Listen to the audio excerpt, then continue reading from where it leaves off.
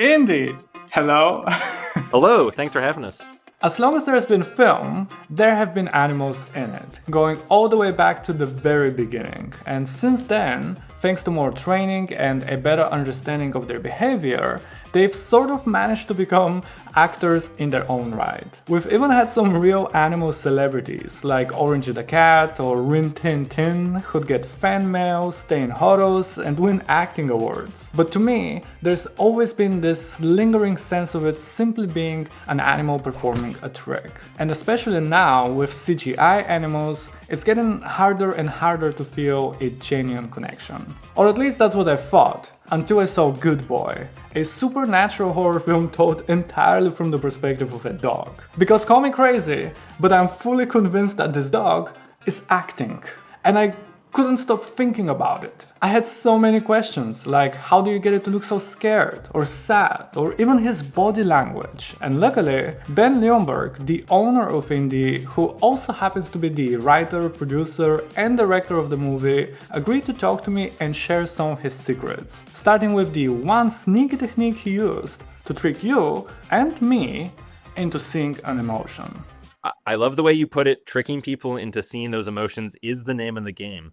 So, the Kuleshov effect is a birth of cinema era experiment that Lev Kuleshov, the Soviet filmmaker, conducted, in which he filmed an actor who deliberately was not giving a performance. They have a blank expression, but they're looking towards camera. So it's this blank, neutral face.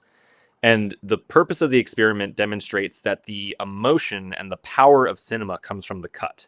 So if you show an audience a shot of this actor with a blank face and then show a following shot, the reverse shot being their point of view, the point of view makes the meaning. So in the original experiment, if you show the actor with a blank face and then a shot of a bowl of food, people will think that guy looks hungry.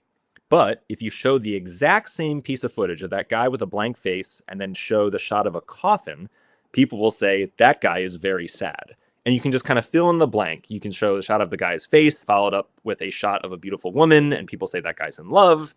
You can kind of go down the line and create this emotion through the juxtaposition of these two disparate images. For Good Boy, we're using that everywhere. So there are scenes throughout the film where people are asking, how did you get Indy to look scared, let's say? And the answer to that question is, we didn't do anything. It's coming from you.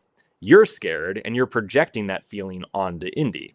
So let's say there's a scene where there's many times something like this happens. Indy will walk into a room, hear a strange noise, and freeze. We then cut to a close-up of Indy's face as he looks off camera, just with this blank but very intent expression, and we know he's seen something. We then get his point of view shot where there's a dark corner and a shadow moves across the wall. You, as the audience member, are feeling this is scary, and you're saying that dog must be scared. He's not. He's just listening to me off camera go woo woo woo woo woo. And the editing, the sound design, the whole magic of filmmaking is what creates the performance.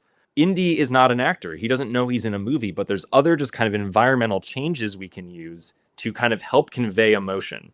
It is not a mistake that at the darkest times for Indy's character, he always happens to be wet. I don't know if you know this about dogs, but this would be doubly true for any of your listeners who have cats. There's just something about a cat or a dog when they're wet that looks a little sad. I don't know why, but they just do.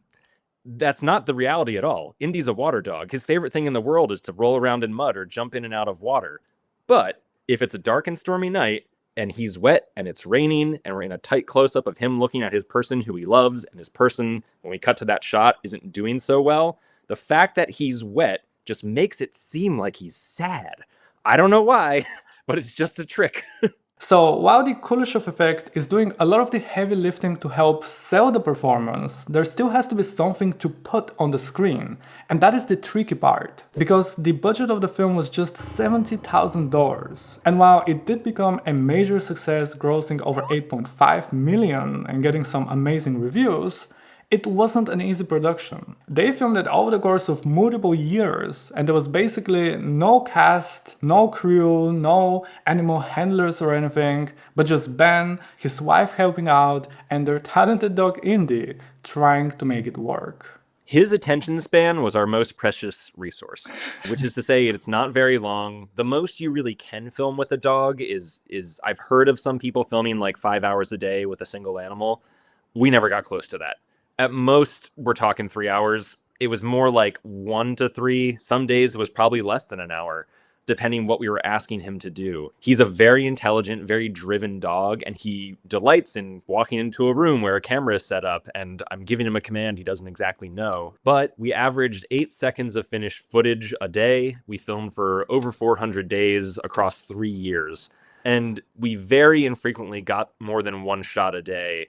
And of that one shot, maybe they worked, 2/3 of the time. There were plenty of days that were complete busts where I would spend all like 10 hours setting up a shot, and then Indy would just have something different in mind. And so the specificity of each individual scene and sometimes each individual shot were always subject to change based on what Indy did, could do, or would do.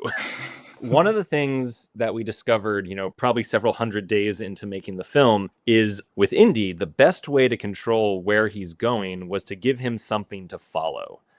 Since you can normally just say to an actor, hey, walk through this door, pause in the foyer, then go to these next 3 marks as you follow strange noises around the house. For Indy, we had to make that real. So what we would do is we would use his food and create a breadcrumb trail where we would take his food and crumble a little bit at mark point A to create a path for him to follow where he can come in, become preoccupied because there's, little bits of food on the ground. Then he follows his nose to the ground as he goes to point B, so on and so forth. In the edit, it looks like that's a dog tracking a supernatural force that he can sense thanks to his canine nose and senses. In reality, it's just a dog following pieces of food that are scattered throughout the house on this very deliberate line. We would also, to help kind of keep him in a shoot, we would use the production design to very much guide him. You'll notice, especially when they first move into the house, there's all these boxes and sawhorses and ladders and kind of debris around the house. If you look, the debris makes it so there's only really one path for him to walk. There's kind of a route he has to take because of where that chair is or that box. It's stacked up so he can't just wander into a corner out of frame. But some of the most difficult shots were the ones that would have been easiest if it had been a human actor. So Indy's a dog. Sitting still is very hard for him. And there's nothing I can tell him that will force him to sit still. So tight, dramatic close-ups of just his face. At the end of the film, there's these interplay of shots, kind of intimate, shot reverse shot of 2 characters. Getting Indy to be in just the right spot, look the right way, and not move for 5 seconds took days, which is of course very challenging, but it's also just very fun. This was just a really strange hobby I had for 3 years while we did this. And I thought stop motion was painstaking. Yes. My favorite moment from the whole film, I think, is the scene in which the main character sort of keeps telling Indy, not now. I said, not now. And then Indy tries to get to him on the bed. And I had to rewind that just to see Indy's performance again, because please tell me, was that luck? Or how did you manage to get Indy to go to him, then go back, stop, look back, and then sort of go back again? When he jumps off the bed there? Oh my gosh. That is an actual performance. It's so that moment, it's after Todd says, get away from me. And then we're on the ground outside the door. He comes out, goes back.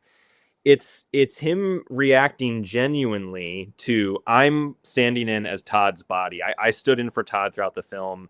Occasionally my wife would stand in. So my wife is behind the camera. She's operating it.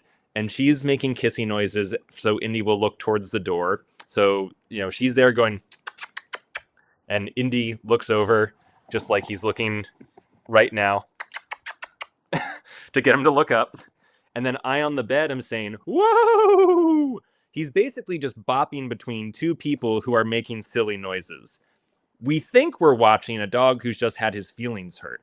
Really, it's a dog trying to figure out what his mom and dad, who are making horse noises and making kissy sounds, what's going on? So you're getting a dog trying to essentially solve a problem, but the filmmaking, the music from the diegetic TV in the corner that's playing this really melancholy music, the vocal performance from Shane, the actor, which is added after the fact, the sound design, which has removed all of the production audio, which is completely surreal, that's what kind of creates the performance. And yet, despite all the countless tricks he can use to create the illusion of a performance, while watching the movie, I still couldn't help but feel like there was one, just every now and then. Now, whether something is just a lucky coincidence or I'm just slowly losing my mind, it's up for debate. But just like with human actors, sometimes the best moments are unintentional. And when that happens, it's a performance.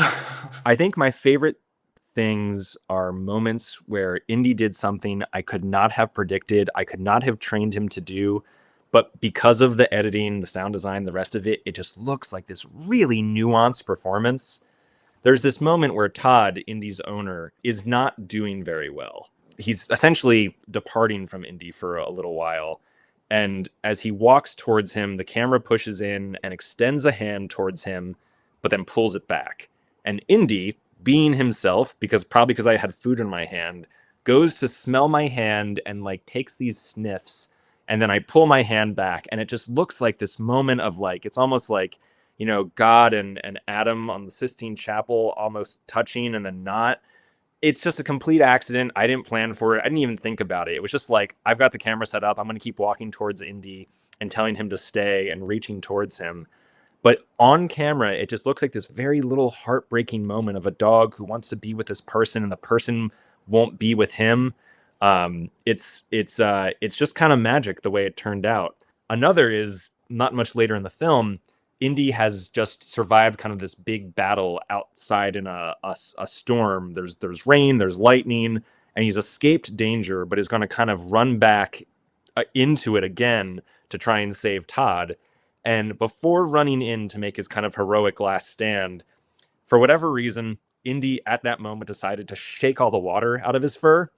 And it just kind of feels like it's Rocky, like stretching out his shoulder before he goes back into like fight Apollo the last time.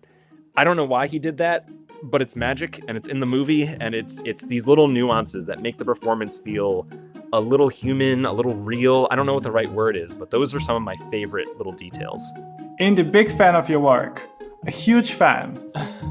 I think that he knows how big of a star he is, so I accept that. Yeah, well, I will say he certainly thinks a lot of himself. He was a diva before he became an actor. So you're in trouble now. Yeah, because that dog is going to get all the attention.